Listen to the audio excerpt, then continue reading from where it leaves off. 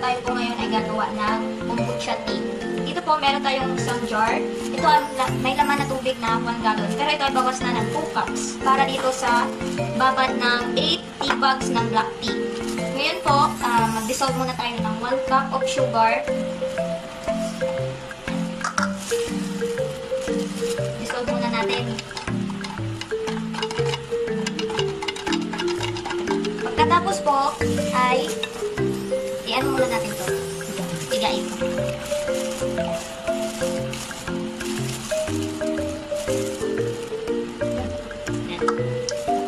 Tapos, ilagay natin to dito.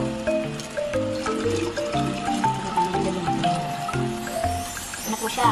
So, haluin lang po natin siya ulit.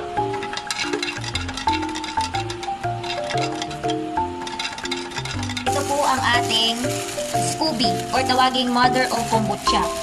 Ito po yung kanyang, tawag nito is yung kanyang anak. Yan. Pag nag-ferment po kasi siya, magiging amag po siya. Pero yung good amag, yung white, good po yun. Kasi ito na po yung nakakalabasan niya. Yan. Ito yung mother, ito po yung anak. So, ilalagay na natin siya dito sa ating jar. Itong mother na kombucha, yung Scooby, ito yung ilalagay natin. Kasi yung anak niya, yung isa, yan yung ilalagay naman natin. Gagawa tayo sa ibang jar.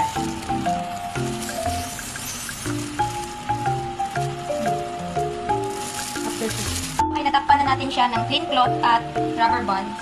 Habang nagpe-ferment siya ng 10 to 14 days, siya po ay magkakaroon ng puting amag. Yung puting amag na yun is good yun siya kasi yun din yun ang magiging anak na naman niya o yung baby Scooby. Ito po ay gumawa na at ito na po yung result after 14 days. Ito po ay pure kombucha talaga siya.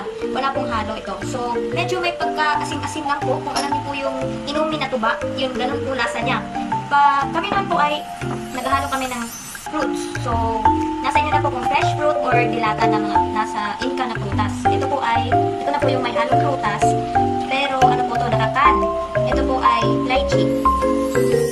Dagdag kaalaman lang po sa lahat. Itong kombucha na Scooby, mother na ginamit namin ay bigay lang po sa amin.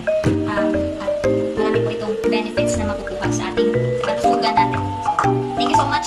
And please subscribe more sa